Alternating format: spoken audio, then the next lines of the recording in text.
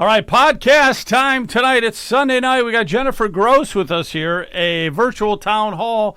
Yep, here we go. Let's do it the right way to see you.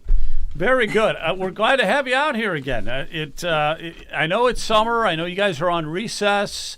It's probably not a lot happening right now, but we'll get into some of the things. Let me just talk about that a minute, because we've had you on here a few times and everything, and you do a fantastic job out there, District 45. Thank you. And that's Butler County, right? Yeah. Yeah, that's what it was. All right, so hey, just a couple questions here for people that may not really be all that familiar with it, but you guys are on vacation now.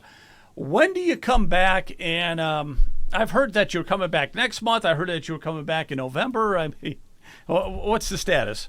So great question, Joe. We are what they call a full-time legislature, which you could argue is bad. Some people could argue is good, because do we want our full-time legislative staff running your house without oversight for 6 months? No. So that would be a problem, but I think we're in session too long. But because we're a full-time legislature, we usually take July and August off. So on the first year after we get sworn in, it's just July and August. This is the second year. So this is election season, or hunting season, shall we say.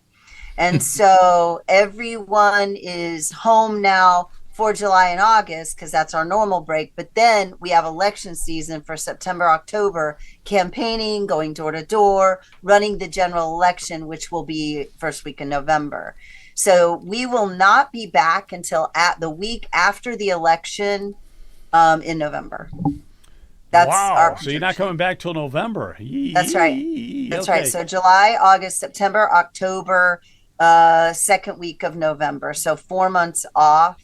And that's why we needed to get so much done. But quite frankly, what that means is we only have about 3 or 4, maybe 5 session days before the end of the General Assembly. If the bill you're looking at, if a bill you're following does not pass by by December 31st, or by the time we go home on Christmas break, it's dead. And then we have to start all over again. For instance, you got to start all over, because you're going to have an influx of new state reps, probably. Right. You're up for re-election every 2 years. Are you? Right. Are you opposed? You're opposed by a Democrat. Yeah. But you're in a Republican district, right? Primarily? Correct. Yeah. Correct. I'm in a 61% district, so I'm fairly secure. But as my district is changing, it's becoming more and more purple. I don't legislate like a purple legislator, but my district is a 61% district in Butler County. The largest and most conservative district that is a full district in Butler County is Thomas Hall, and I believe he has 65% in Butler County. But we're still alive and well. We've had a changeover of leadership in our central and executive chair positions, and I'm excited about where we're going, because Butler County leads a lot in the state when it comes to the GOP. And as you well know, we endorsed Marcel Sturbich. So we're not necessarily in the tank in every case with the state GOP or the Central Committee at all turns, at every point. So I like that. I think that's the way it's got to be. It's got to be like that. And you know, on this show and everything, we were pretty much Marcel Sturbich fans as well. I liked the guy. I liked him. He had brought that youthful energy to him and everything. And I was all for him. Yeah, I only bring that up just because I do like Marcel. I like Secretary Sprague, but I or Treasurer Sprague now, and but soon to be Secretary. But Marcel, the reason I bring that up is we're free thinkers, willing to think outside of the box and not just go along and get in line, right? Yeah, exactly. It's, you know, that's the thing. We're Republicans, and we're pushing for the Republican Party, but we can't have the exact same mindset and be a bunch of puppets and everything. That's right. We have to stimulate the grassroots. I'm going to get to a couple of things, but let me this come to my mind real quick here, and just off the cuff, what do you think and everything like that about the midterms? And I've talked to some people, they said that there is a lack of enthusiasm for the Republican Party. Now, I know we can look at it nationally. We can look at it here in Ohio as well. I was reading where in Northeast Ohio area, that big quadrant right there, out of that wacky Cleveland.com, they're saying, the Democrats might be able to pull off about 6 seats or something in that big chunk of Ohio like that. Well, what's your thoughts on any of that? I think it's really reasonable that we could lose 4 seats. Okay, I four. think that's very reasonable, because we have a lot of seats we've been holding on to. Like Romer's seat was, it was underwater every time, and I think the GOP spent at least $350,000 every general election for Romer's seat. I think that would be a wise, Wow, to let wow. that go. So Because the guy running there is like, he's 24 years old, and look, I don't know him. I don't, but I mean, to spend that kind of money, but I don't know. I suppose if the speaker has it and he wants to spend it, then it is what it is. But I think that we need to be really wise about what we're doing. We know that nationally the gas prices are an issue. We know that if we had come back and taken like maybe our gas tax down for about half a year, that we could have really increased enthusiasm. I know it doesn't make a lot of sense, but gas prices affect the electorate. I mean, it makes sense, but it doesn't make sense they wouldn't vote. But they're going to vote they're going to vote negatively to the GOP because the economy appears to be struggling when gas is high. Because every day, everybody's filling their gas tanks every day. That, in addition to this war nationally, is not popular. When the president said that he was going to not get us into any more wars, that was partially how he got elected. And those two issues, I think, are really big for the electorate. And I think that ultimately, in the long run, those things are going to harm. The war is affecting gas. Those two things are going to affect the turnout in Ohio. yeah, absolutely. And just along the gas line that you're talking here, of course. So the legislature had a $1.6 billion surplus, and I know I talked to Chris Long and other people have had this idea, hey, why don't you just lower the gasoline prices here in Ohio, 30, 40 cents or whatever until that 1.6 billion is used up. And that's a way of giving it back to the people. Yes. Yeah, what's your thoughts? Did you guys ever talk like about it. that at all? Well, as lawmakers, did that ever get tossed well, around? we met a few weeks ago, I guess it's a month now, in Columbus, and the strategists talked about gas, and they talked about how lowering the gas prices could help the GOP. But the speaker has not called us back, and we've done nothing. So I think that it would be wise if we did something like that. I think we need to pull out all the stops in order to win some of these battles. I think that it's really a mistake to sit back and think that we've got this in the bag, because certainly that is not what the pundits are saying, even behind closed doors in our Ohio GOP and in our Ohio House strategy sessions. So, yeah, we have a battle ahead of us. Yeah, okay. All right, let's go in this direction here, and I'll get some of the other guys here to chime in as well. Can we go into Medicaid fraud? Is that is that a subject we could talk about a little bit here? Sure. Okay, so we had Senate Bill 315, the Ohio Medicaid Program Integrity and Fraud Prevention Act, which is a long name. Yeah. And now you are the chair. You are the chair of the House Medical Committee, Medicaid Committee, I mean. You're the Correct. House Medicaid Committee chairwoman. Congratulations on that. And so, a lot, you're addressing the waste, the fraud, the abuse that's going on in Medicaid. So maybe we could just have a little bit of a discussion with that if we could for a minute. I know this got a lot of tentacles, we go a lot of different directions, but the whole thing with Luke Rosiak when he did that filming and he went into all those home health care centers, and I've heard Mike Davila say that the fraud could be any of $4 billion to $5 billion. I heard what's I believe his it's name? closer to 8 to 11. Yeah, billion. it could be. Yeah, exactly. It could be $8 billion. It could be $11 billion. The waste, fraud, and the abuse. So, why don't we get a little discussion going with that? What can you, as the chairman, do, and what are some of the things you're looking into? Well, my plan now, first of all, what we did, we had no penalty that would be a felony if you robbed Ohio Medicaid, and we had no ability, say you stole 12 million, we could only get a portion of that back. With 315, which was a vehicle, it started out as Josh Williams' bill, HB 795, and then we inserted these changes into 315. There will be a ceremonial signing, but the bill's already been signed. But in this, we now have a felony penalty. There was a guy in Butler County just charged with $12 million of fraud. So we have a felony penalty that we can file a felony charge against these people now. The other thing is that we can also file to recoup all of the money they stole. So if they stole $12 million, we can fine them the $12 million that they have to pay it all back.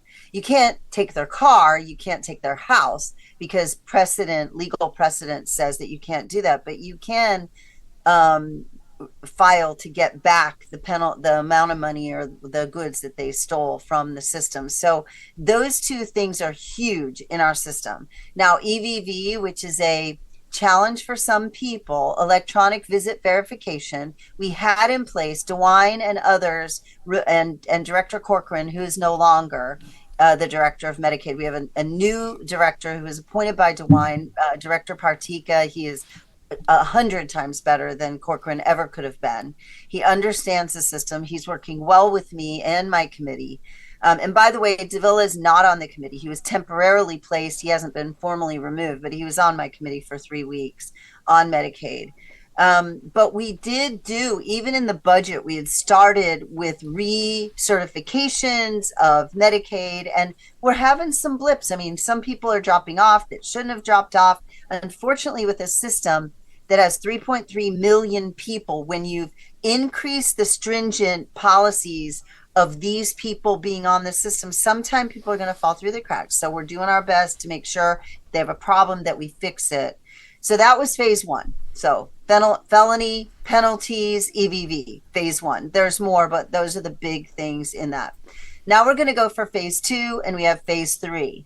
That there are many different things. We still need to go back for, some of the things that we're doing: adult daycare, autism, hospice care. We have not touched some of these areas that we know were being frauded in large numbers in those areas, but we know that we need to be surgical about it and not do one fell swoop. We learned that with the personal care services issue.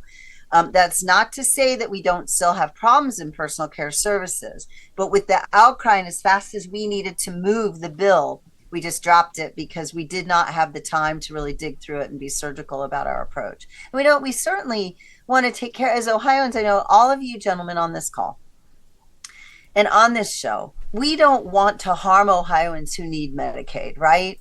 But we also don't want to harm the middle class who's paying for Medicaid benefits. So here's something. I don't know whether it'll be in phase one or phase two, but the I-894, I believe it is, the immigration form where a sponsor signs to say, if you sponsor an immigrant into Ohio or the United States, this is a federal law, but into Ohio, you are saying that for the next 10 years, if they become dependent on Medicaid, SNAP, CHIP, any of those, social services at all, you will pay the bill.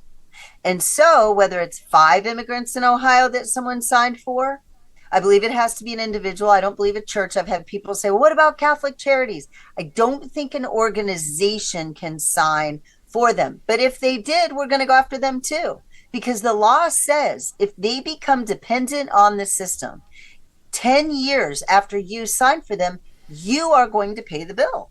And I think that if we go after some of those sponsors and they have to pay the bill, they'll stop sponsoring.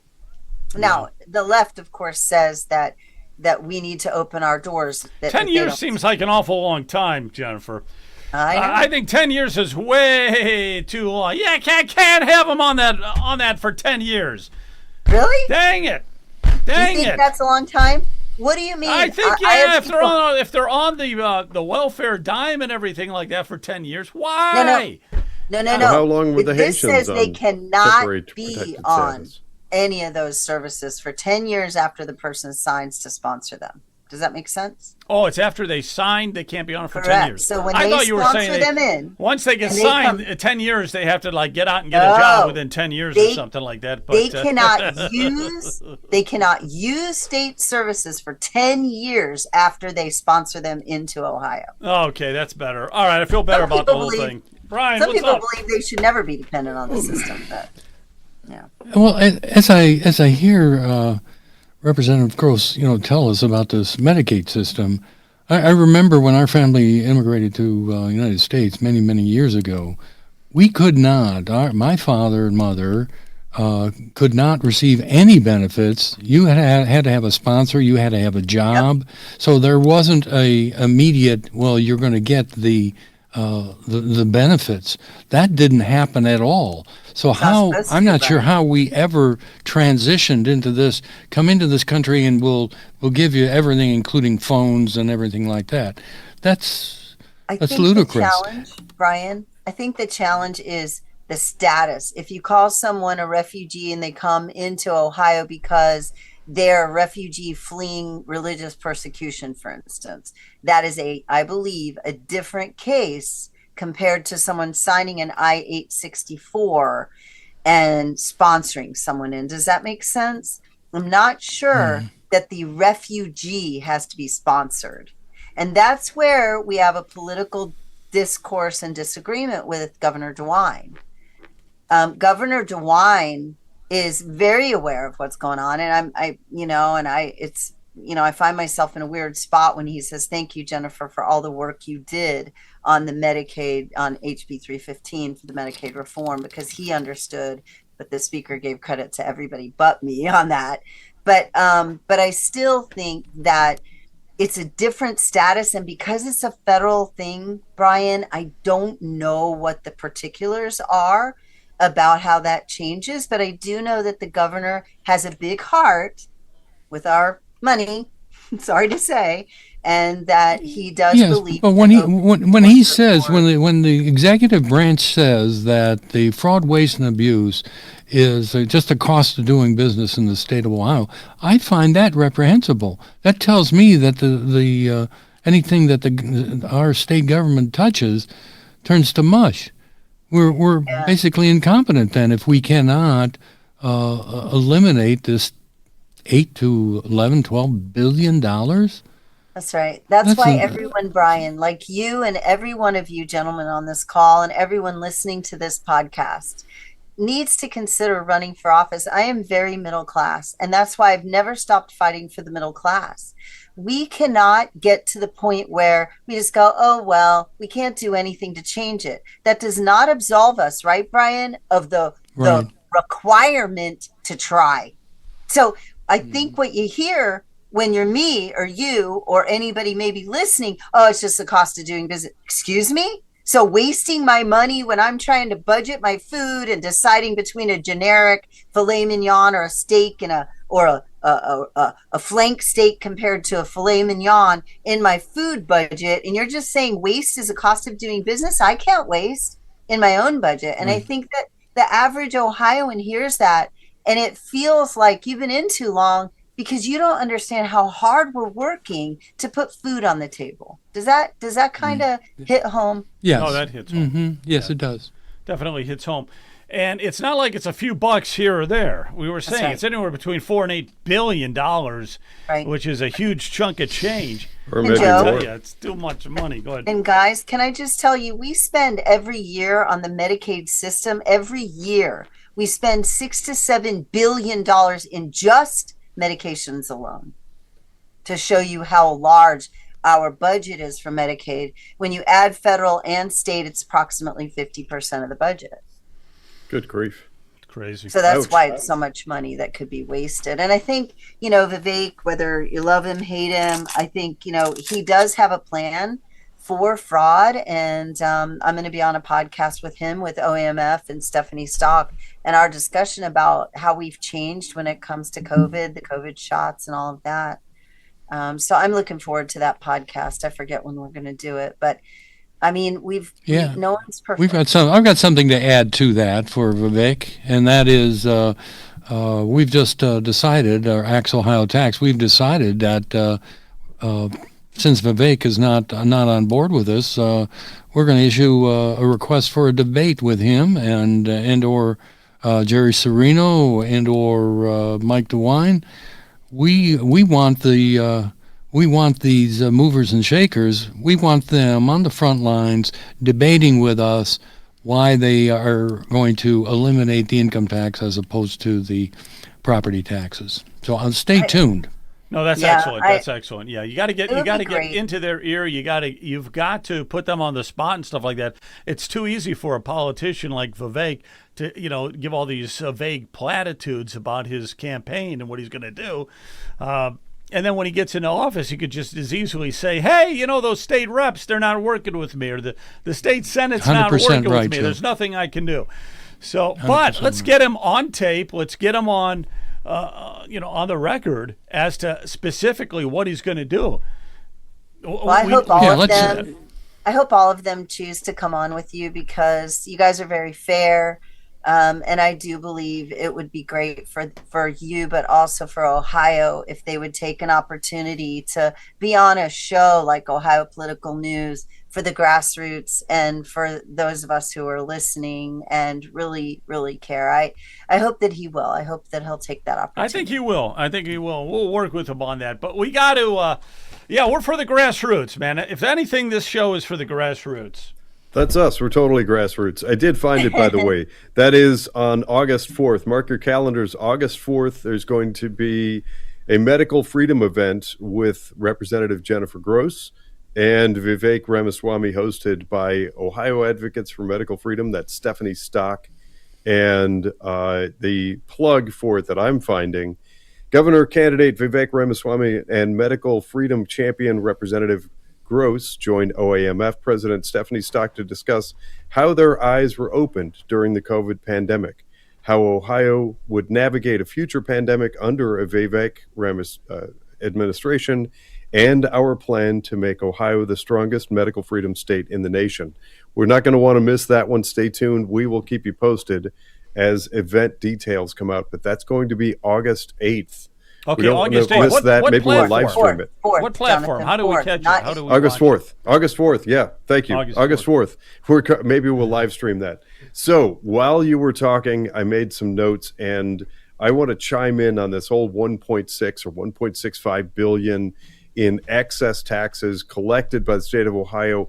I'm absolutely chomping at the bit, and I'm on board with this prospect of a rebate of some kind. Let's let the Ohio Republican Party roll that thing out and use that as an enticement to get people excited, get people motivated, because right now we're not seeing it. We're not seeing it for any of the candidates running for office in the state of Ohio, and it's really unfortunate, but it is where we are. If you roll out something like 8.5 cents off, a reduction in state taxes until the 1.65 billion is depleted, something like that is going to really catch people's attention and spur people to action. Connected to that, because Rep. Gross was talking about the impact of high gas prices, and we all feel it when you go to the pump and you fill up that pump, and your eyes, it stuns you to see that sticker shock when the pump finishes filling your gas tank. Well, here's a way to look at that. I was told by an economist friend who I've followed for years, and this actually is probably an old number now, that for every 10 cents you add to the cost of gas, you're subtracting about $1 billion from the U.S. economy. Now, let's round up and call it $1.5 billion now. So $1.5 billion average estimate is subtracted from our economy for every 10 cents it increases.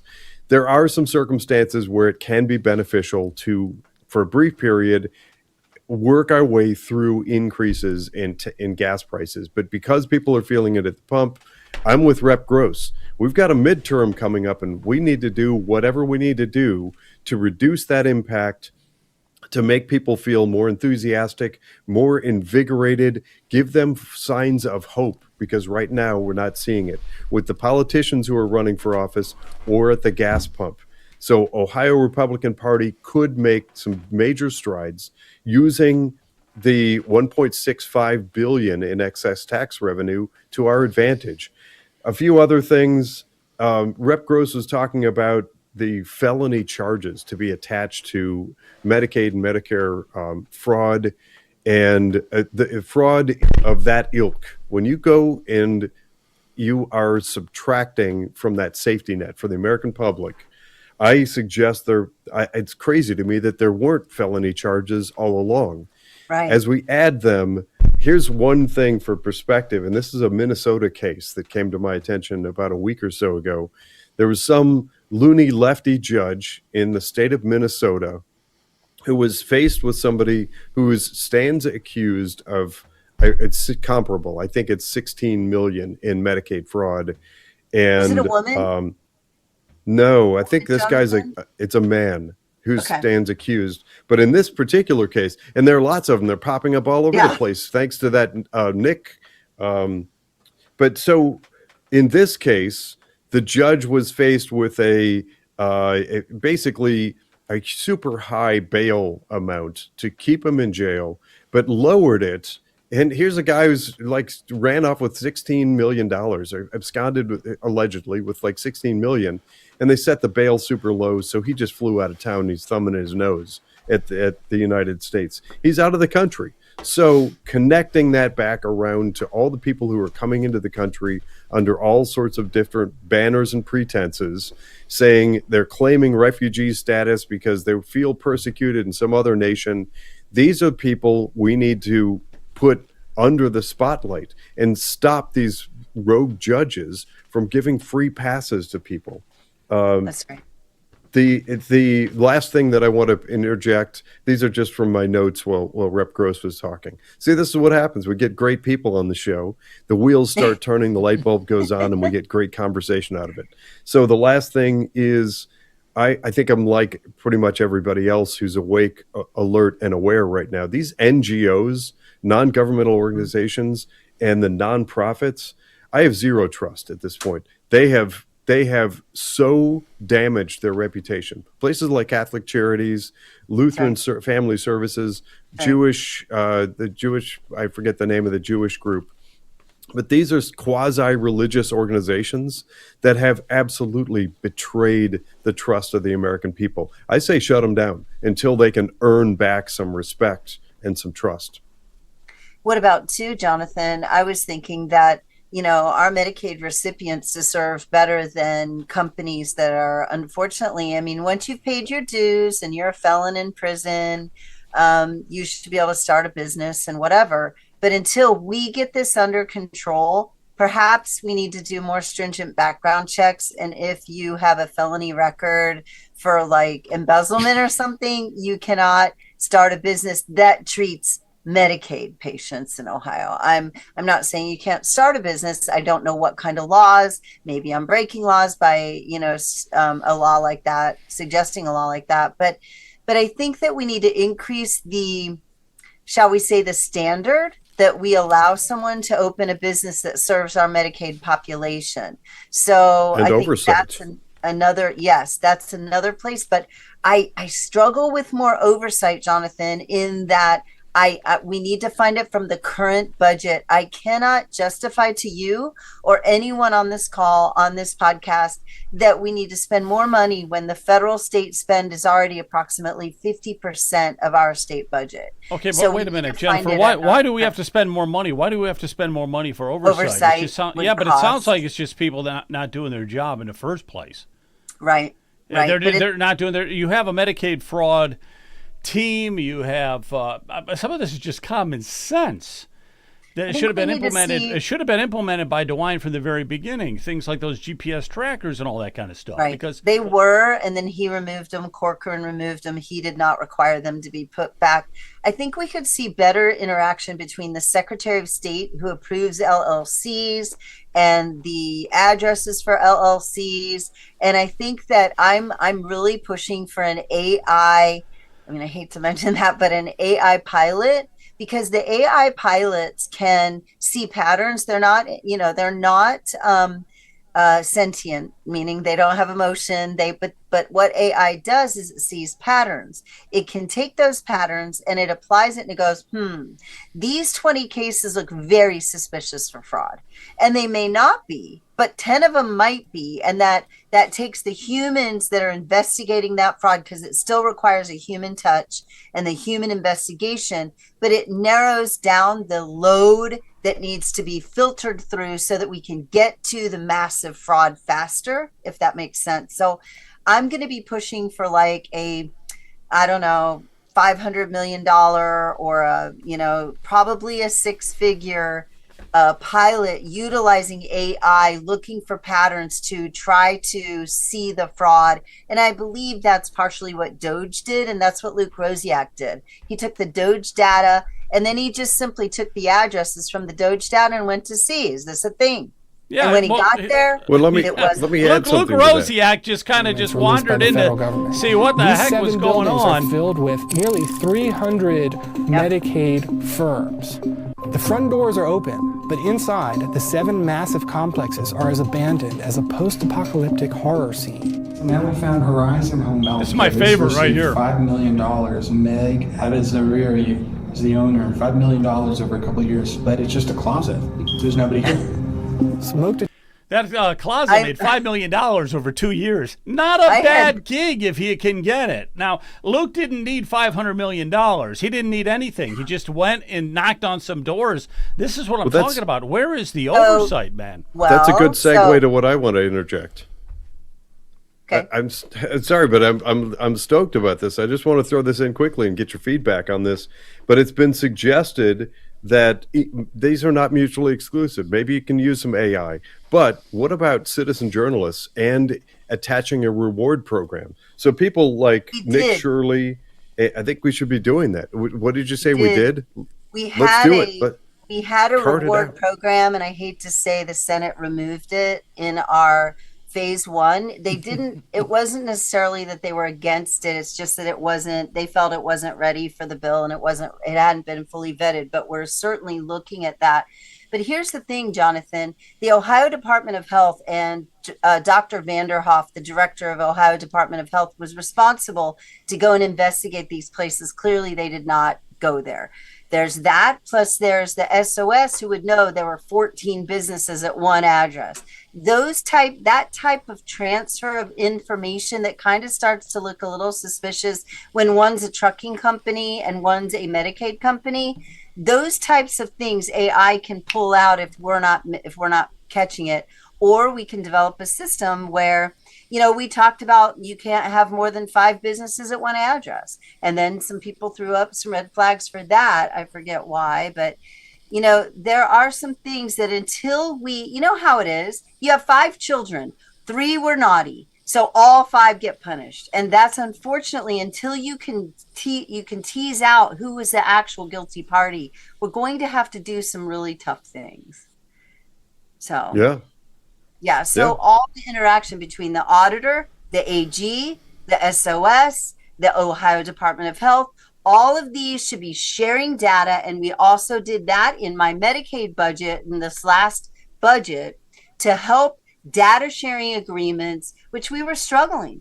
The Ohio Department of Medicaid was refusing to give data share and data to the Joint Medicaid Oversight Committee. So Director Brady couldn't do her job because Director Corcoran wasn't sharing. We have forced now that to happen. Okay, so somebody like Corcoran, does anything happen to her? I've heard, from everybody that she wasn't doing a good job. So what's the repercussions for somebody like her? I suppose like Dr. Fauci, who I hear is going to be testifying in Rand Paul's committee this next week, I suppose that we could bring her before a committee and ask her to testify. Now, whether she would be required, we do have subpoena authority as committee. I do as committee chair of Medicaid, and every chair, by the way, in the House has subpoena authority. We have to get the permission of our committee.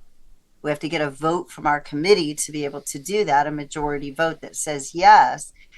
It's a matter of we need to have exact, actual, like, what do we have something, or are we just trying to grill her and we don't really have anything, if that makes sense? But we're the investigative people that are going to bring her in, Yeah, but here's the problem. You see the waste, fraud, and abuse. She's in charge. She's the director. She's responsible. It's like any kind of a business. I mean, if you're the manager, you're the director, whatever, it falls back on you. I don't know why government has to be the rare exception to all this. But here's the other thing, too.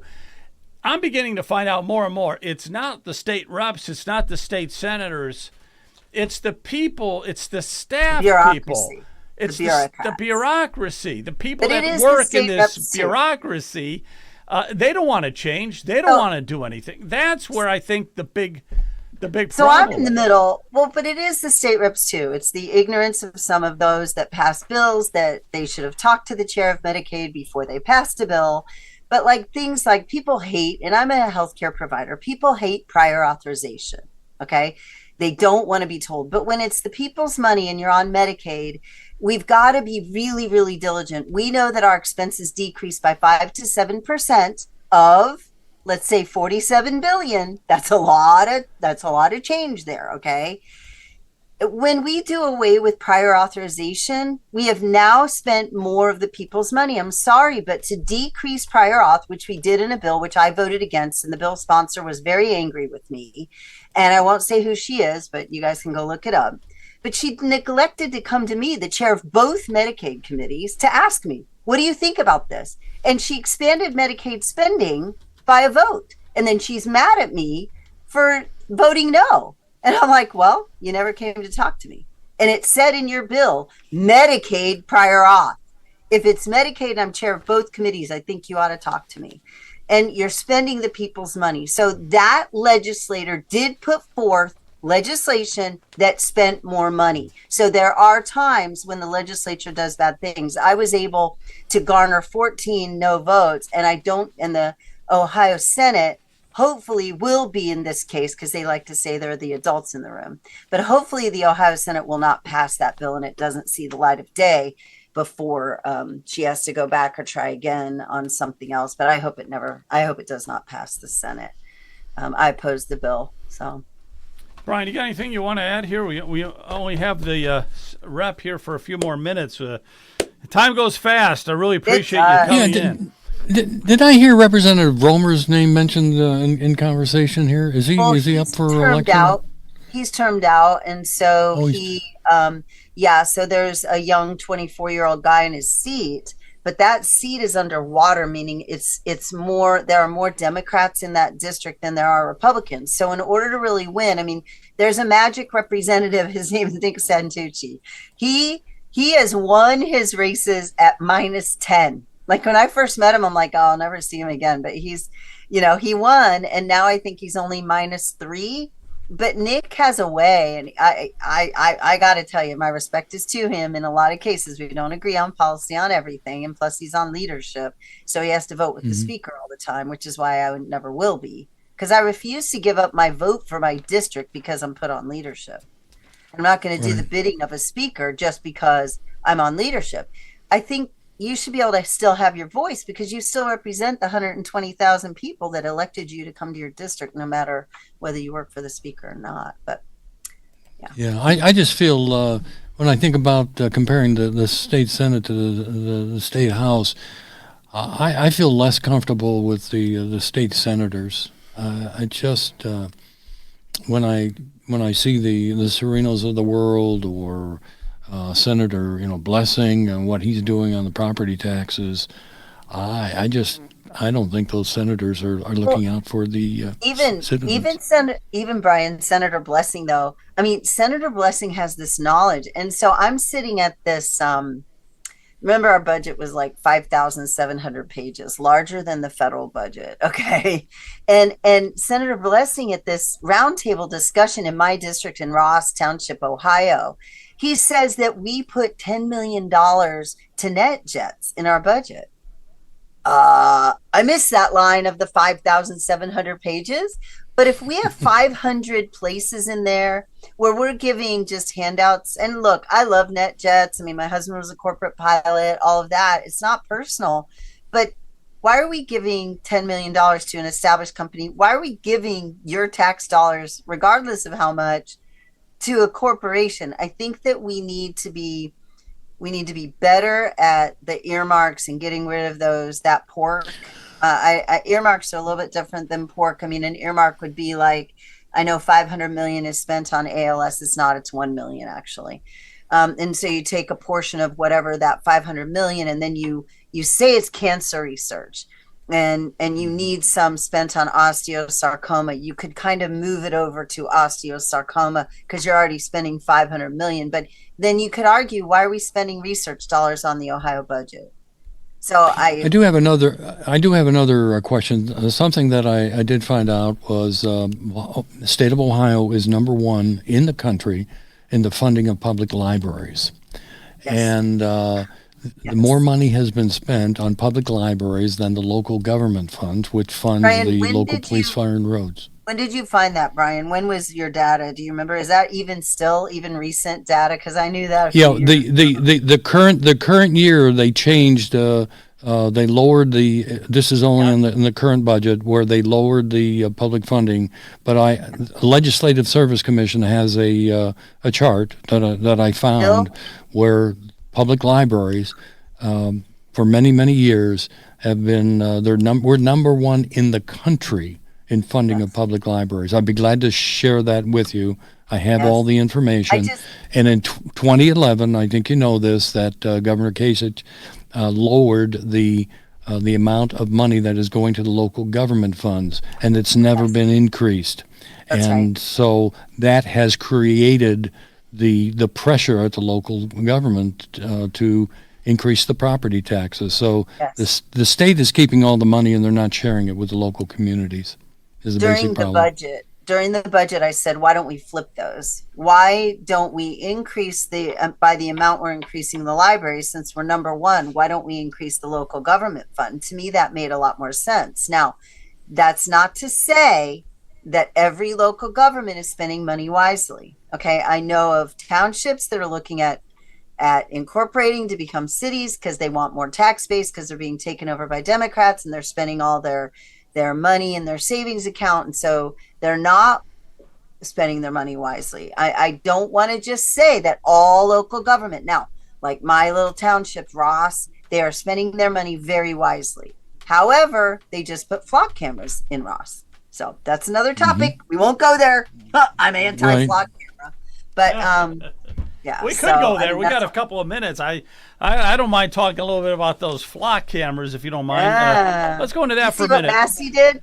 You see what Massey's coming out with next week, Thomas Massey? He's No. going to put out a bill that says, and we kind of threw away this idea, not threw it away, threw it out there. A group of us, because we have what we call the dream team. There's a few of us in the legislature that think very much alike, and we're like, hey, look what Massey's doing. He wants to remove all city and government funding, federal funding, from anybody who has flock cameras. We could do the same at the local level in the state budget. If you have flock cameras, we're not going to fund you. We're not giving you money. So get rid of them because there's surveillance.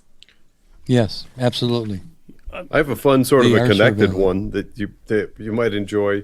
So I've been covering flock cameras, data centers, smart meters, and all those sorts of things for a while now on Unwoke Academy.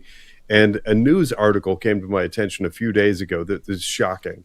It finally caught up to me. It's based on an event that happened in Northern California. A township got these flock cameras. They brought them in from a group called Flock Safety, which I cover on Unwoke Academy. Private company, right? Flock Private Safety, company. private company, correct. So Flock Safety, for the most part, from what I'm understanding, they don't actually sell the cameras; they lease them to these entities. So you may have a municipality or a police department or something that leases these cameras, and there are all these settings. If you've ever looked through all the settings for some complex software, there are all these little toggle buttons, and the police department, they dutifully were going through and issuing these citations for speeding or whatever, and it turns out that there was a setting at some point in January, it toggled. They can't figure out who did it. The police department's pointing at Flock Safety. Flock Safety is saying it had to have been the police department, but lo and behold, the records are lost. But apparently it turned on the ability to share that data nationally and internationally. So now what they've found is over 350 agencies outside of that district, including some places in Ohio, started searching the database and pulling data out, which is incredibly illegal. It violates not only federal laws, but very specific California laws. So this is egg on the face of Flock Safety. It's one I'm starting to watch because it's starting to show some chinks in the armor of this whole veneer of like, well, we're this great company that's going to work for the greater good, and we're going to help police departments to catch those wily speeders. No, they are not. They are a bad company doing bad things. Yeah. So do you guys believe, this is what I believe, and this is what I'm certain I saw. How do you think that the protesters in Minneapolis knew where the ICE agents were? Okay. I have great police department in Westchester. That's where I live, Westchester, Ohio. I have a great police department. I trust my chief. I trust my previous chief. I trust my assistant chief. They're great people. Okay. But what about when they're not? Okay. So in the control center, not police officers, they're people in the control center. I've been in these control centers where the flock picture camera screens are. I've seen them in both Fairfield and I believe I've seen the Westchester one too. And so how did the protesters know where the ICE officers were? Well, I'll tell you. In the control center, they knew where the vehicles were. They saw them on flock cameras, and then they gave word from the control center to the protesters where the ICE agents were. That should be illegal. If you use that information, you know, and then that's why we saw some reporters in a black Suburban who were, these protesters were like climbing on their vehicle and trying to beat them and all this kind of stuff. They're like, ho, wait a minute, we're media. And they're like, no, we know your ICE up, because they're driving the same vehicle.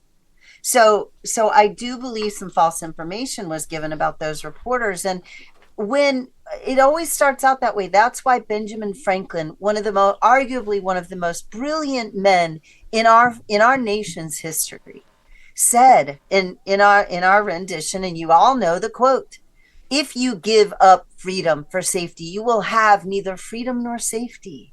And as much as they would say to you, Brian, and also Jonathan, and also Joe and Jennifer, they would say, oh, you guys want women raped. You want people stolen from. You want children abducted because you don't believe in flock cameras.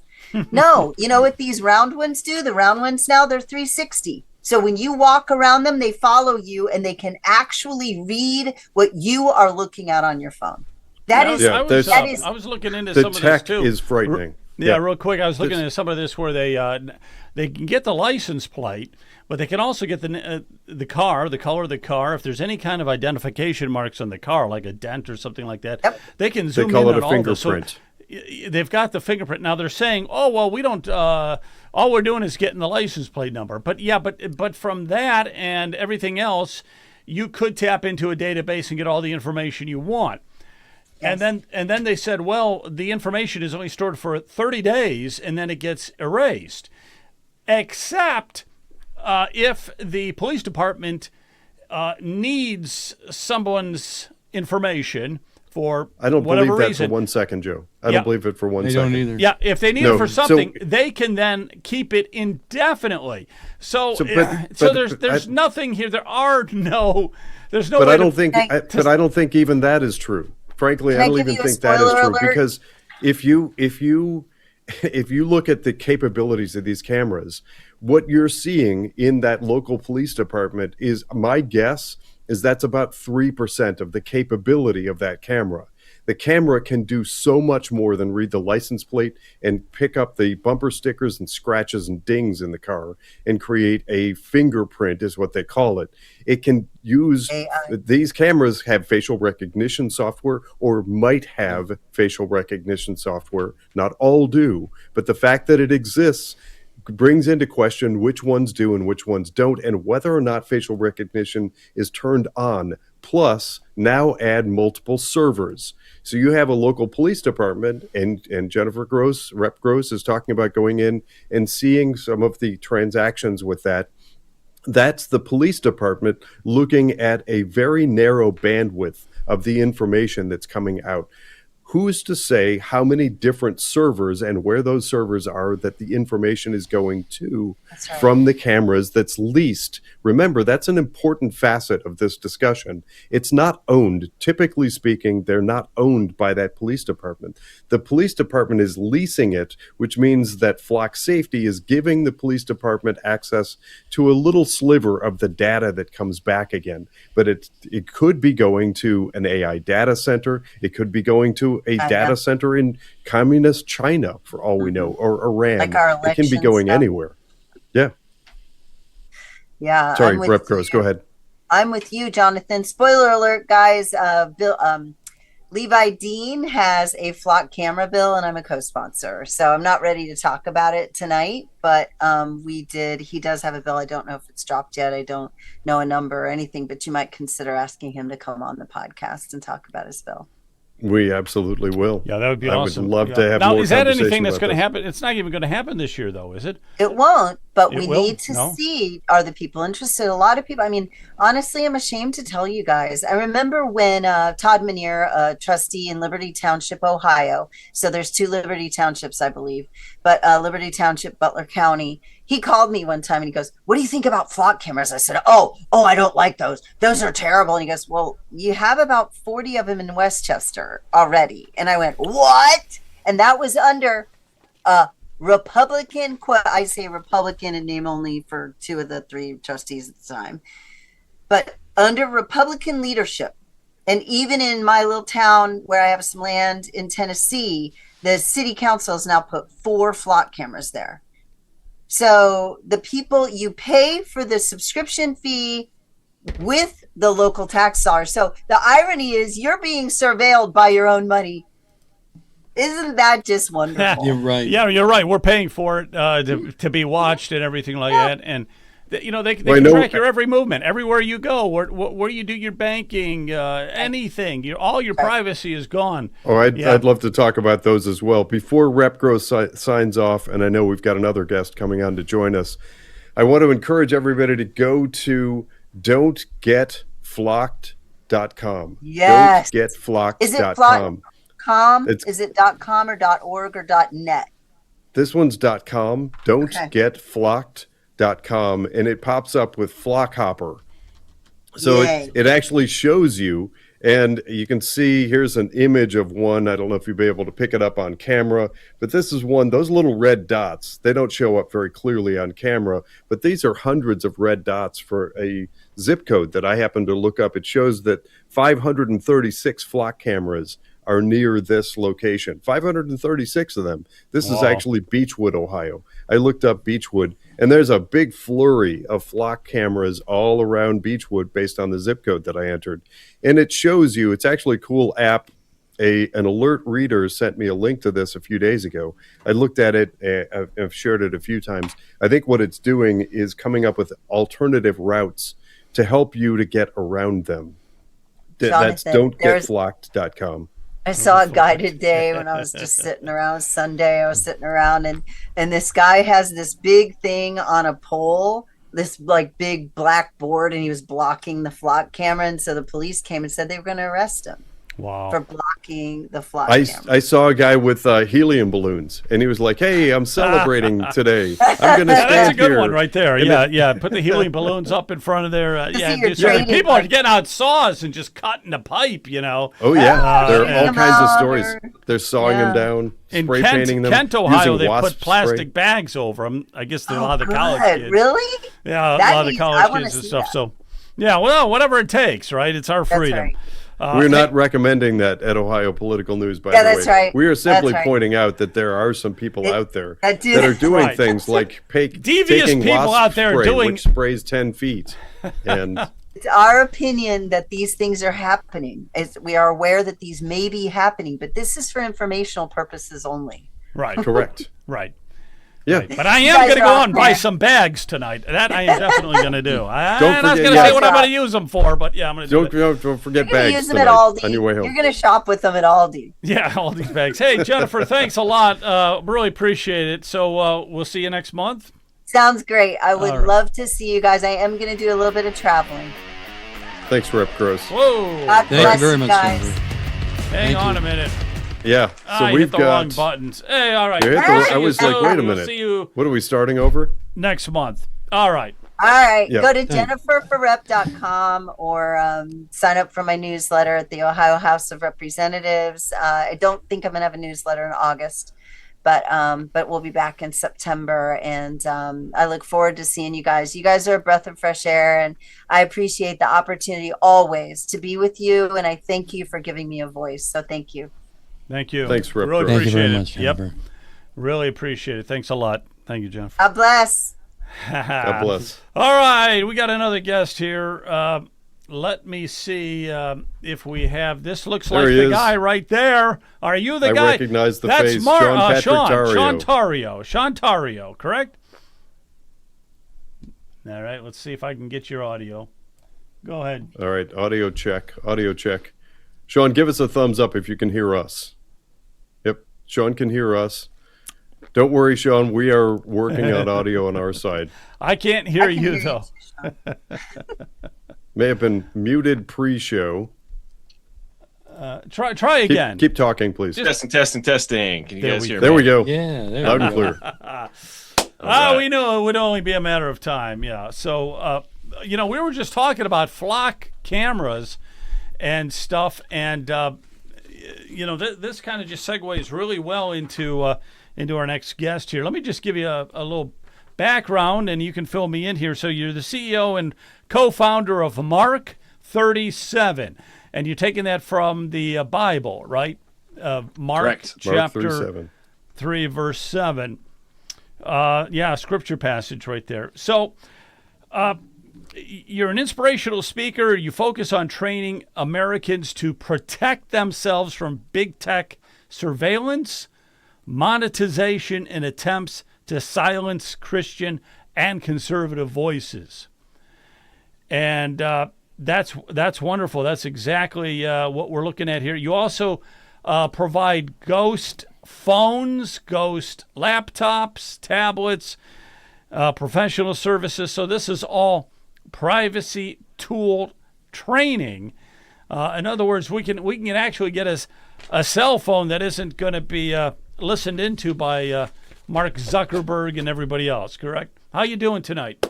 I'm doing great, and I hate to break it to you guys. I mean, everyone was concerned about data centers. Now we're also concerned about flock cameras, and we definitely should be. But why are you guys not concerned about the devices that you carry around in your pockets and that you have in your homes all day, every day, that are feeding more data to the same people that you say that you're fighting against all day, every day? That's the clown world that we're living in right now, where we're fighting the enemy, but we don't even realize that the enemy's living in our pockets all day, every day.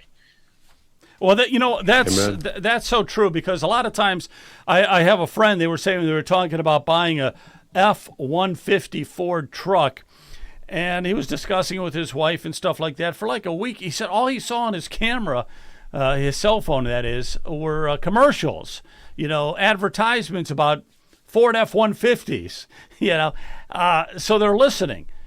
They're listening they're not just to listening, us. but they're watching. The camera feed is on as well. So it's taking snapshots of everything that you're doing, everywhere that you're going. All the pictures that you're taking, that you're feeding up into the iCloud, are also going straight to the same agencies. So it's like I'm scratching my head and banging my head against the wall, trying to get people to understand that you're screaming and yelling and fighting an enemy, but that enemy is literally in your pocket. We're going to fight data centers. You have a data center in your pocket. You're literally using a tool that the operating system is controlled and owned by companies that are run by psychopaths that are funding everything that you guys are fighting against. And like no one's stopping to say, wait a second, why am I doing this? This makes no sense. I'm using literally the tools of the enemy to try to fight the enemy. That's like going to war and someone handing you a gun and telling you that the GPS tracking device on it, there's a camera, there's a microphone, and all of that information is being fed to the enemy that you're about to go fight. Would you use that weapon? All right. So help us out here a little bit, Sean, because we're not all as versed in this as you are. So I have my cell phone. Now, I can understand that it can monitor what I'm saying. You're saying it's also taking pictures of me, right? Yes, all the time. And this is proven in a court of law. There's so much documentation around this. Your phone, especially your iPhone, is taking constant snapshots. It's reading what's going on around you. It knows where you are, not just from your GPS location, not just from the signals that your phone is releasing all the time via Bluetooth and Wi-Fi, but it's actually taking pictures. So it has the audio, it has the video feed. All of that information is being fed, captured, stored on the device, and then it's being uploaded into the quote unquote cloud. All of your communications, all of your text messages, all of your phone calls are being routed through Apple servers and Google servers. All of it, all of that information and data is going their way because you're using an operating system, which is the iOS operating system, which is controlled by Apple, and or you're using a Google Android phone. If you're using Samsung or using a Pixel, whatever you're using, Google Android is the default operating system on those phones, which means all of that data and information is being fed and cleared through Google. So we're feeding, and if you're on your laptop and you're using Mac OS for your laptop, you're using your MacBook, or you're using Microsoft Windows, you're clearing all of your communications, all of your data. It sees what you see, it hears what you hear through their servers. So a basic rudimentary understanding of how all this technology works gets you to realize, what the heck am I doing? This makes no sense. They don't want you to know this, which is like literally just the basics. Well, it sounds like it should. Poison. It definitely sounds like it should be against the law, and I can't. I believe every word you're saying, and but it's news. It's somewhat news to me. So I want to get to the bottom of all this. Now, we're going to go around the horn, and Jennifer Gross, stick around. I'll let you chime in too. Okay. Deal. Stick around for a few minutes. All right, let's go around the horn here. Let's ask Sean some. This is very, very interesting. So just some good practical questions, Brian. What do you think, man? Yeah. I honestly, I don't know how I would survive without this thing now. I'm guilty. Sean, you're absolutely right, but that's how we now communicate with each other. Yeah, so real quick, I'm not saying that we don't use technology. That's not what I'm saying. I'm simply saying that we have to get smarter about the technology that we are using. This is like saying I'm not against eating food, but I'm against eating food that's poison. And when I start to read the ingredients and I get educated on the ingredients in the food that I'm eating, when I get educated on where the food that I'm eating was processed, how it was processed, who processed it, I can start to make smarter decisions about the protein and produce that I'm eating and about where I go to buy my protein and my produce. So I guarantee you almost everybody listening here, just by I could tell from the conversation, would say that you're not tech savvy, right? So you're not tech savvy, and yet you're dependent on tech. That's like literally me saying, I'm not gun savvy. I'm kind of nervous around guns. I don't really understand how they work. I know if I pull the trigger on the thing, it'll go boom. Which gun would you recommend that I carry on my person all day, every day? The answer of that is like, oh, you should carry this, this type of Glock. No, the answer is you shouldn't carry until you get educated, until you get trained, until you learn some basic baseline digital privacy education. You have to realize that these devices are weapons. They're the most sophisticated technological warfare weapons ever designed that we carry around in our pockets all day, every day. So we cannot live in ignorance anymore and claim, well, I'm dependent on it, so I just have to keep doing it. No, you're dependent on it. You should get educated. You should get trained on how the thing works. And so where I'm going with that is this. I'm not saying we don't use technology. I'm saying we get smarter about the technology that we use. We use devices and we use applications that are not literally designed at their core to be spyware.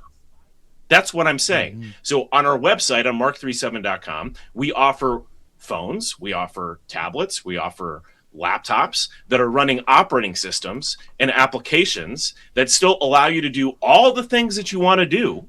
It's not a question of, can I use this application or can I still use this carrier for my device? The answer is yes, you can use it all. The better question is, should you even be using it in the first place?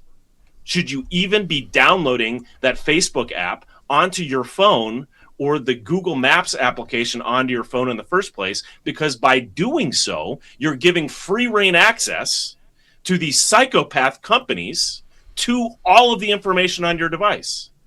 And when you're running an operating system that's literally run and owned by these same psychopaths, of course they're going to aggregate and steal all your information, and they're going to do it in the name of convenience because it's just so convenient. Yeah, it sounds a lot like those flock cameras and everything. Hey, before I go on to, let's say, Jonathan, how do I turn it off? How do I turn my iPhone off so it can't track me? You can't. That's the point. That is the point. You can't. You are literally using a device that is designed at its core to be spying on you. So you can turn off your Bluetooth. You can turn on airplane mode. You can do some things that may, on the peripheral, your side of the equation says this stuff is off, but we now know definitively on the back end that operating system is saying, yeah, that's a nice suggestion. I'm going to still do it anyway. Yikes. That's not good. Yeah, I got the answer. So the first thing to do, Joe, Brian, and listening audience, is go to mark37.com, sign up for the newsletter, because that was my entry point. Months ago, I started reading Sean Patrick Tario's newsletters. I follow on Substack as well. Dude is on fire for tech. He's like, with technology, the same way I am being ex-Wall Street. I'm calling these scoundrels out. They are dirty. They are corrupt. They're doing terrible things to harm us. There it is. There's the website. Click on resources for a minute and then scroll down. There is a vast array. This is all free stuff. Sean and his team at Mark 37 are putting out great resources. There are short videos, all kinds of stuff to watch, to learn about the badness, learn about what to do to start protecting yourself. That was the starting point. You're looking at the starting point for me. So I perused this stuff. A lot of it started off. It can, if you're a techie, and this is a comment for Kent out there, because thankfully we have Kent on our show who is a techie. I'm not. But I started by reading those things months ago. Now, drum roll, please, if you have it. I am very pleased to introduce the mail that showed up yesterday. This handy little box came in the mail yesterday. And I have this delightful brand new phone as of like 24 hours ago. You can see the Mark 37 logo. I've spent the last day tinkering with this thing, and I'm blown away. I'm not a tech person, but Brian, this is the answer to your question. This comes preloaded with tons and tons of stuff. I don't know what most of it is by name. So I looked it up. I did Brave searches, like what is, and I would type in the app name. The things that I'm reading, the descriptions, is jaw-dropping. I'm like, oh my gosh, this is what tech should have been all along, and I just didn't know it because I was used to Google, and I know a bunch of my friends are used to iPhone, and it serves it up for you. But here's an analogy. I'm old enough to remember AOL, and AOL seemed convenient because it came up with this little screen, and it's like, you've got mail, and here is your mail for us, and I was a dummy once. It seemed like it served it up and it was convenient. But as soon as I got broadband and was like, oh my gosh, AOL was telling me that they were delivering me the news they wanted me to hear. They were delivering to me the products and services they wanted to sell me. This thing is the leap. And I have both phones on my desktop right now because I'm still moving some stuff off of the old phone onto the new phone. This is like broadband. I'm telling you, in 24 hours, what I've learned about how limiting and how corrupted the Android phone, I'm almost embarrassed to admit, but I've already admitted to Sean Tario that I am I'm not a tech wizard, but this is designed in a way you don't have to be. I am so excited about this. By the way, one last thing. Wait, yeah, last thing. Show that up a minute. But wait, we can keep talking, but hang on a second. Maybe you two can go back and forth for a minute. Sean, what kind of a phone is that? How does that differ from the regular iPhone that I have? So you can't un-Apple an iPhone. So the Apple software, their operating system, is embedded into the hardware and the firmware, and it's closed source. So you can't re-engineer the thing. It's all tied together. So unfortunately, you can't take your iPhone and make it a non-spyware device. The only thing you can do is literally disconnect it from the internet, disconnect it from any data plan or data services. And if you want to use it locally in your home to do stuff with it, fine, you can do that. I would prefer that you go take that thing and use it for target practice out on the range. That's the better thing that you should be doing with it. So with our phones, we're taking Pixel phones, which are designed to be optimized for something called open source Android. Most people, when they think of Android, they think of Google. They think they're one and the same. They're actually not.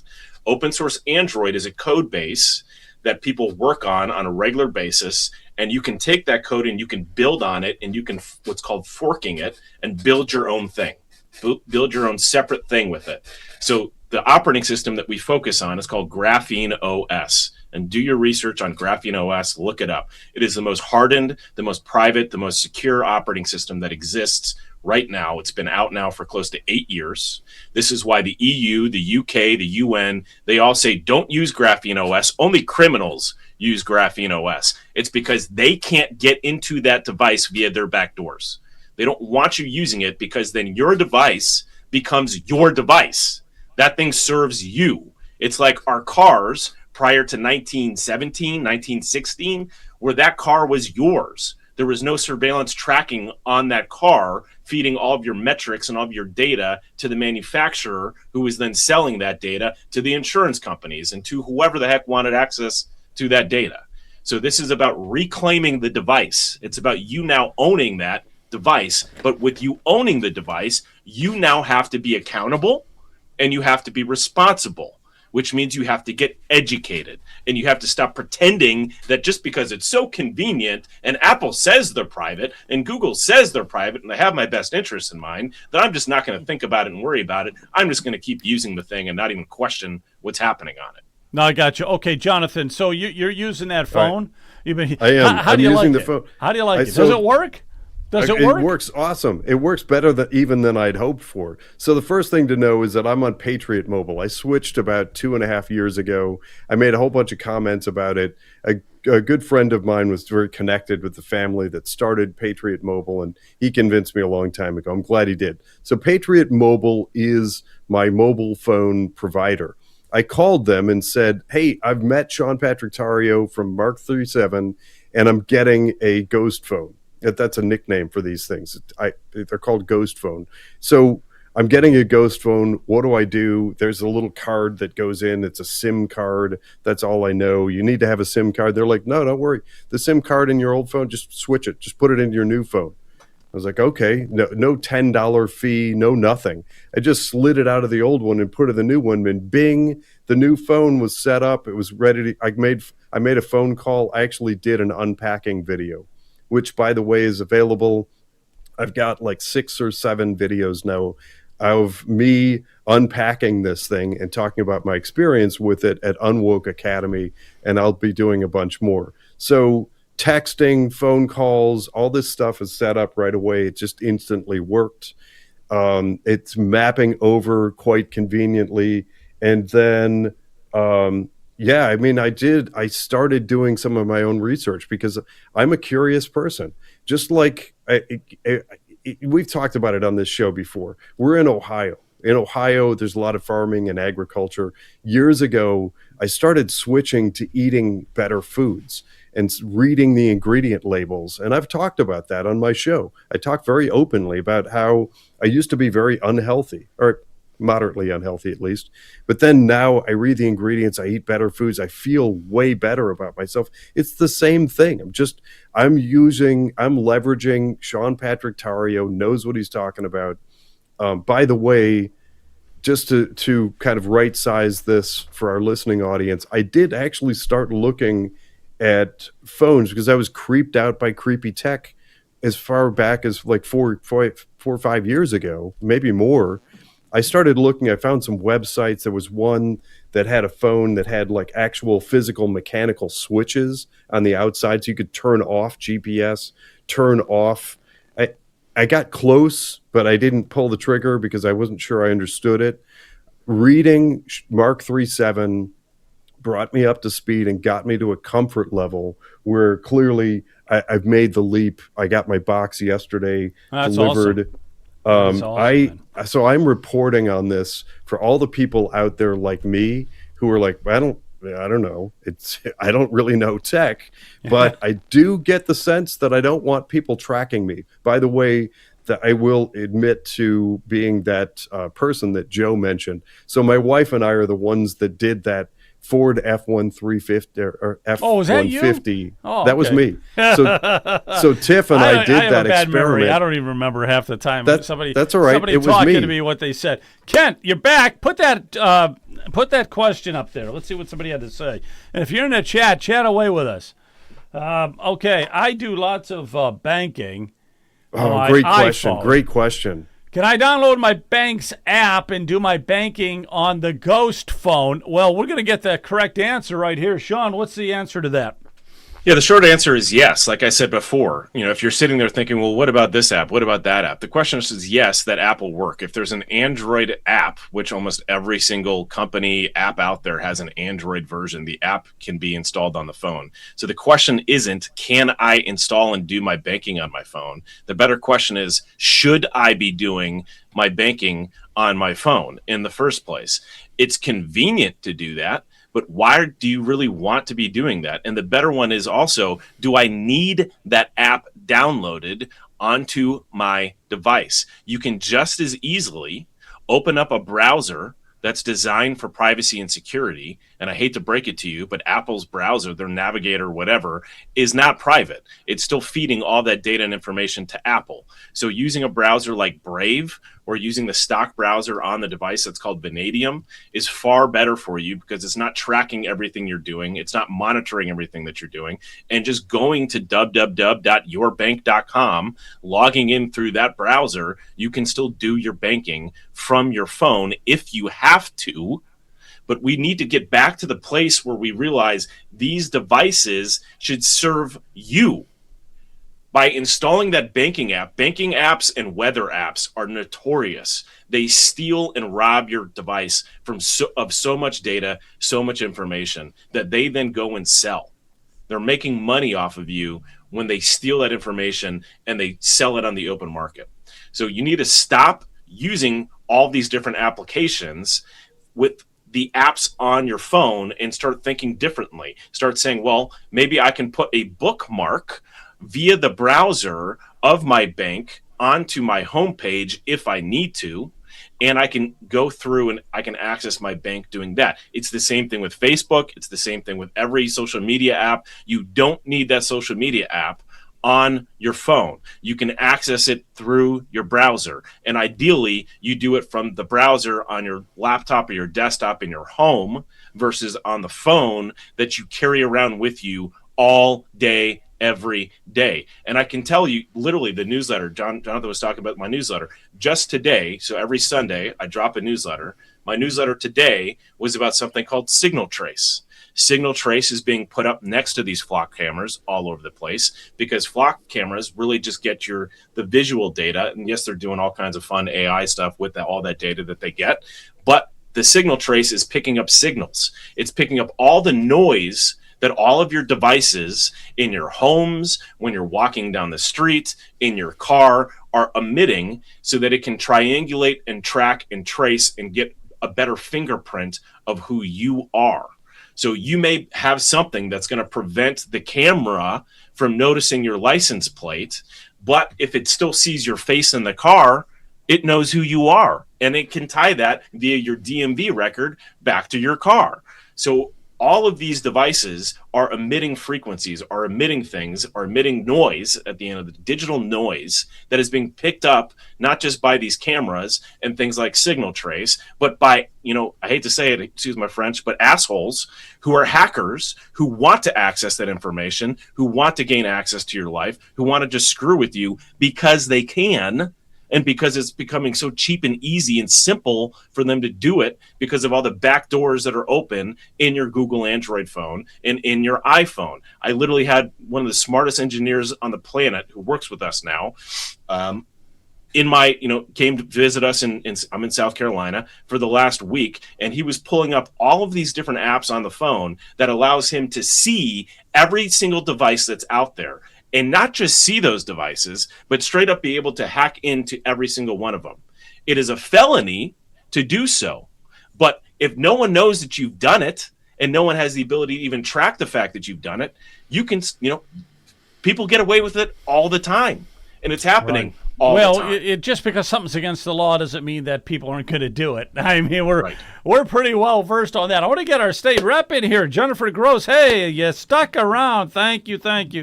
But we went from talking to flock cameras with you, and now we've got Sean Tario on, and this guy has a ghost phone.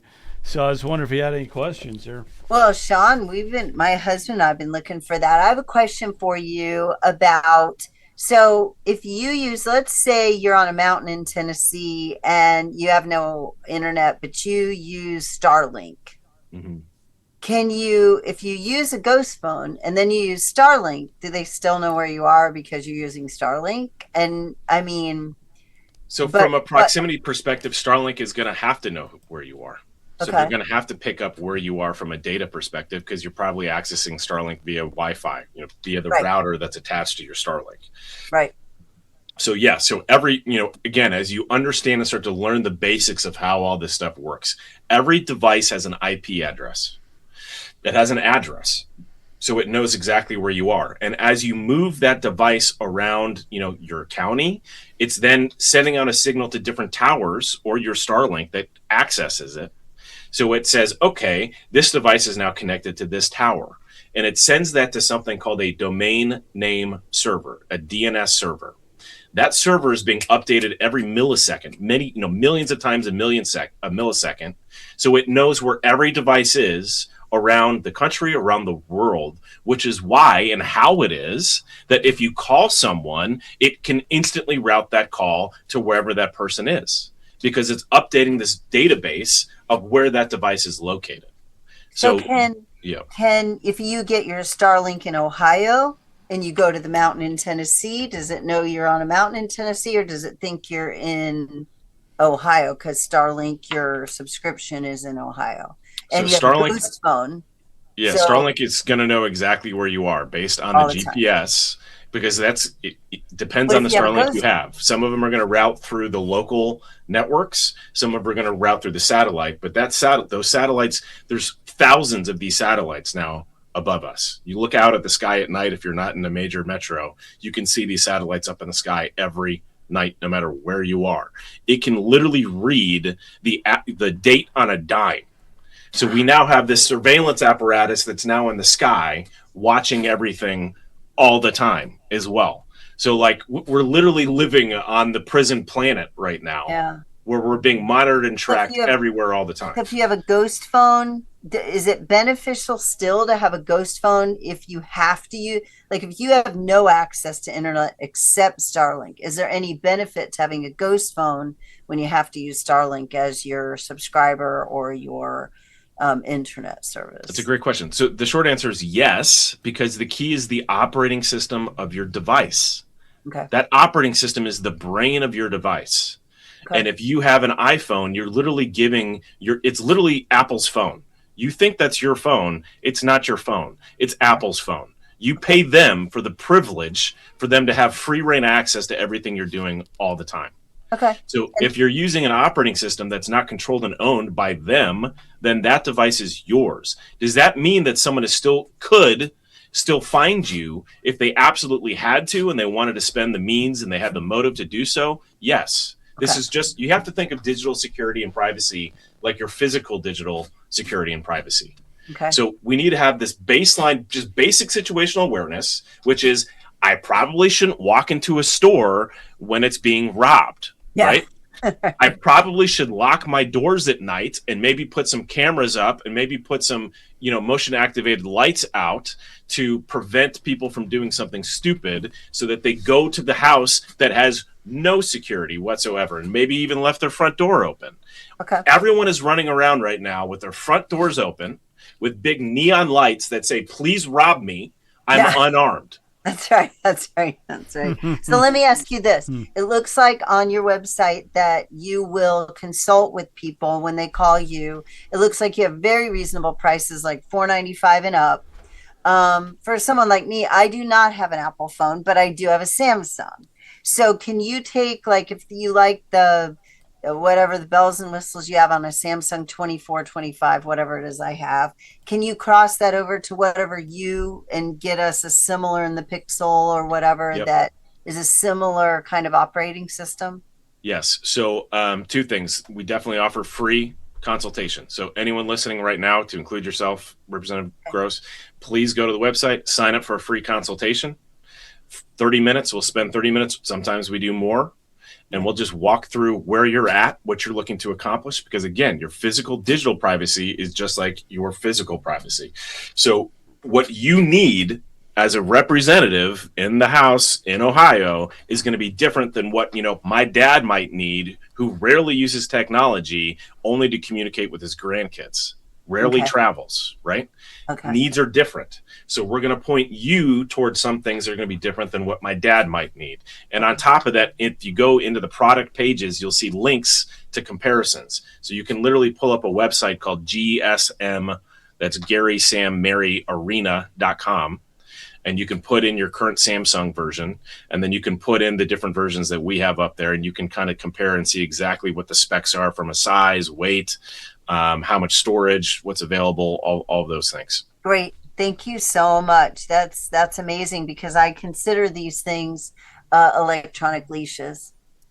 So Rep Gross, just so you know, the switch that I'm making is exactly the same. So my old phone, which as I said, is right here. This is a Samsung Galaxy something or other. I forget which model it is. But so this new one, I ended up, and this is just me, it's not a specific recommendation. This is not their newest, latest, and greatest phone at Mark 3.7. I ended up with the Pixel 8. Is because I did the comparison. I looked at the comparable specs, and this looks to be a comparable phone. And they've some of the newer ones, I think they get kind of ridiculous. They've got like 12 cameras on the back and stuff. I don't care about that stuff. I don't need anything fancier than this. So I ended up with this one, and I am reporting on this. I'm doing that, as I said, unpacking. So I'm in the process of doing that move from a Samsung Galaxy Android phone over to one of these Pixels. So I use Mint. Can I still use my same whatever subscription? Yes. Well, I'll let Sean answer that. But again, the short answer is you can still use any carrier that you're using today. You can use any app, but you want to get smarter about the carrier that you use. Why is Mint Mobile so cheap? It's because they make money selling your data. Mint Mobile is also a wholly owned subsidiary of, I forget which one it is, either AT&T, T-Mobile, or Verizon. There's three carriers that own 99% of the mobile infrastructure in the United States. Three carriers. Everyone else that you hear of, to include Patriot Mobile, is a reseller of those three. So again, the question isn't, can this carrier work? Yes. The better question is, should I even be using that carrier in the first place? What are they doing with my data? What are they doing with my data? Who owns that company? And what are they doing with my data? What is the ethos of the people that own that company? So that's also in the education and the training on the website. I do a 90-minute digital privacy seminar across the country. I travel the country doing this all over the place. It's for free. It's on that resources section. Highly recommend you watch it, because I can educate you in I have a whole 10-minute section just on carriers, and I'll get you educated in 10 minutes on exactly how they operate, how they work, so you can make smarter decisions about which ones you're using and why. But the key is, where are you located? I'm in South Carolina, but this is not just me. I've got a whole team of people. We're all over the country. Great. Awesome. Awesome. Yeah. That's fantastic. Yeah, that is fantastic. So, Joe, before we got to have Mark on it, or Mark, we got to have Sean. I keep wanting to call you Mark 37, but that's not your name. We got to have Sean on again. Brian, any thoughts on that? Do you got a ghost camera? Do you have a ghost phone? You probably don't, do you? No, not yet. This is all brand new to me and very, very interesting. And it's one of those things, the older I get, the less I know. I mean, this whole technology is it's just amazing. But I agree with Sean that these things they've become part of our lives. And unfortunately, it's going to take a while to for me to understand, how do I move over? But I'm certainly going to take a look at it. So we have literally spent thousands of hours, guys, creating migration guides, tutorials, videos to help this process, make this process as seamless as possible. And really all I've done, I'm not some crazy genius. All I've done is take the tech that those who are tech savvy use, who want to be private and secure, and made it accessible to everyday people by, I'm a translator at the end of the day because I speak geek fluently, but I also speak normal human being fluently as well. And my dad, who's not tech savvy at all, is my guinea pig. So if I have something that I want to try to get across to him, or I want him to use a tool or a service, and I can't explain it to him in such a way that he understands and doesn't call me every day, every week, or every month with tech support questions, then I know that I've done my job. I've done a good job. We've actually set this thing up. We've configured it in such a way that it's easy and it's simple for people to use. And that's all we're doing, is we're just taking existing technologies that geeks are already using and making them accessible to everyday people to use, so that we can get more and more people using these tools and get them out of the matrix, so that we're not living in a society where we're living in this literally encampment slave environment, and then we try to escape to church on Sunday, and then we go back into the godless world that we live in. We need to start rebuilding from the ground up the tools, the technologies, the financial systems, the food we're eating, the homeschooling that we're doing, or the schools that we're attending, from the ground up, so that it's not, let's wait for Babylon to crumble and fall to the ground and then figure out how we're going to rebuild society. We need to be building our own culture and building our own society now, today, because as Babylon is crumbling and falling, which it is, and as more and more people are waking up to the reality of the world that we live in today, and realizing this is a lie, this is not sustainable, they're looking for answers, and they need to have a path to go to find those answers, which is why, we love working with Jonathan, because he gets it on the financial side.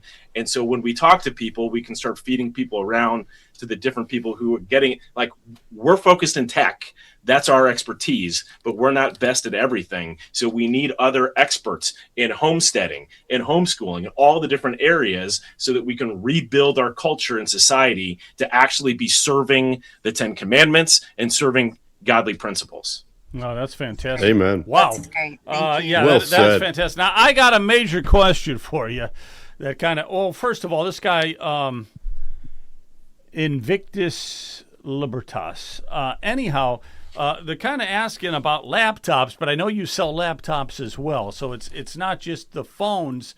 You have ghost laptops as well. And tablets. And tablets and everything else.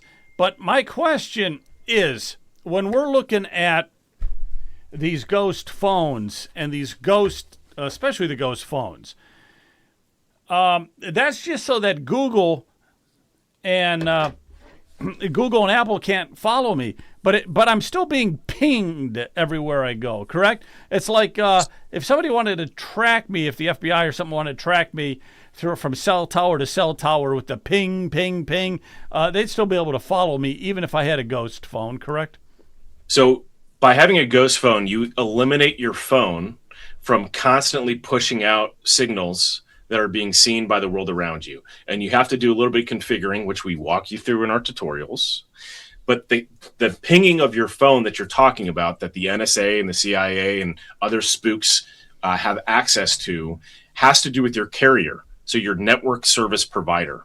And there's different layers in that. So people have to understand that, again, just like your physical security, I can learn Krav Maga and I can learn martial arts. I can also learn how to use a firearm. I can also drive a car that is, built to withstand, gunshots. I can then live in a home that's in a bunker, right? There's different layers. So in our digital world, we have different layers. You have the hardware, you have the operating system, you have the applications, and you have the network. So on the network side, there are certain service providers that are focused on privacy and security that make it extremely difficult for random state actors and non-state actors to be able to pinpoint where you are, who you are, and what you're doing. So the short answer is yes, you can be exponentially safer and more ghost by using those tools. But then you've got the flock cameras everywhere. So your phone may be off, or you may not even have your phone on you, but as you're walking down the street, what can you do? There's different things that you can do to that extent. There's different sunglasses that you can wear. There's different types of clothing that you can wear that basically throws the cameras off. So there's all these different layers of privacy and security that people are absolutely oblivious about because we've just been trained to be oblivious about it. Because the second you start asking questions and getting educated on this, people call you a conspiracy theorist. They call you a tinfoil hat wearer. They call you all the things, which, I'm 46. I learned about this stuff when I was 14 by the grace of God. So I've been in this camp for 30 some odd years, learning all the ways we're getting screwed by these psychopaths all around the world and have been for God knows how long. But there's all different ways that you can go about protecting yourself. And it depends. If you want to be special forces about this, you can get educated and trained to be special forces from a digital privacy and security. If you just hang out in your home and you really don't use tech very much, then there's simple ways that you can go about protecting yourself there as well. But the key is simplicity. Like, we need to make this as simple as possible so that people actually start using these tools and start protecting themselves. And that's what we're entirely focused on doing. To the extent, y'all remember when the phone used to be connected to the wall. Remember that? Mm-hmm. We still did business. We still got things done, even though the phone was connected to the wall. And my wife has her phone on her desk. That's where it lives. If she wants to go check her phone, she goes to her desk. If she wants to go see who called her or she hears the phone ringing, she goes to her desk. It is not tethered to her. She is not a slave to the device. She is not addicted to the device. And this is a key concept, guys. You're addicted to your devices. That is by design. They have spent trillions of dollars over decades making these things the most addictive things ever. So if you're listening to me right now and you're thinking this, you feel anxiety about even the concept of having to maybe migrate to something new, that's because you're literally addicted to this tool. That's a problem. We have to address that head on and treat it for what it is and start rethinking how we behave. Our behavior is key. We need to stop giving our behavior on an open platter to everybody that we're fighting against and then wondering why we're losing this war. This is what drives me insane. I feel like I'm taking crazy pills when we're talking about boycotting Target, boycotting Netflix, boycotting Liberty Safes and Ben & Jerry's, but we're not talking about boycotting Microsoft, Google, and Apple that are exponentially more responsible for our current clown world reality that we live in today. I got you. This is fascinating. We'll have to have you on again. Same energy. But don't forget something, Sean. Most people are watching podcasts now on this thing. So if we throw this out, we don't even have a platform anymore. And by the way... No. We'll have a platform. I'll tell you all about it on my new phone. I lose this thing for more than 30 seconds. I go into these fits and these convulsions. I start foaming in the mouth. Yeah, I'm not addicted to it. But if I can't find it for 30 seconds, I'm a goner. All right, I'm going to let Jonathan wrap it up. Wrap it up for us here tonight. And thanks, I can see it in thanks Joe's for future. Bringing Sean on the podcast tonight. He's a great guest. Thank you, Sean, for coming on and joining us. But I can see in Joe's future. My name is Joe Miller, and I'm an addict. He's going to be standing up in a ring, and his phone will be somewhere else outside of the meeting. I can see it now in the future. So a few things to address the cool stuff that came in the box. There's this great, all kinds of stuff. I went rooting around. There's wires and charging bricks and cables and all that stuff. But I did discover, I pulled this out because this helps to answer Brian's question. So in addition to having a giant button front and center, as soon as your phone powers on, it's like basically press here and it opens up and it's like, here's step by step. I was on step 3 and I was already making phone calls and texting. It took me 10 seconds at most. But just in case you don't want to click the button and you don't have app or you don't have internet or whatever, it doesn't power on or whatever, they actually saw fit to actually print out and include the step-by-step. These are thoughtful people. I like that. I like the fact that they poured all this stuff into the box. Now, we're going to have another first of its kind conversation. Let me move all this stuff out to the side. I have been given an offer from Mark37 to have a promo code. So there is a promo code. Joe Miller and I talked about this before the show. This is new to me. And so far, we have nobody. This is brand new. If you decide that you like the things that you're hearing from Sean Tario, first of all, go sign up for the newsletter, and I don't care what you do, but get yourself unhooked and untethered to this tech stuff. But if you like the stuff that you see, mention Unwoke, and you get a discount. So I've never done that before, and this is a first in the 3+ years I've been doing Ohio political news. But you can tell Sean, the first thing you'll notice about Sean listening to him is he's on fire for this stuff, the same way I am. That's why we get along so well. But if you do go to the website, and this goes for Rep Gross, I know, like, and respect you. If you and your husband go there, for instance, and decide to buy ghost phones, mention Unwoke and you get a discount. Some of that, and this is by arrangement and my intention to support the episodes of Unwoke Academy, some of that profitability will come back to support future episodes of Unwoke Academy.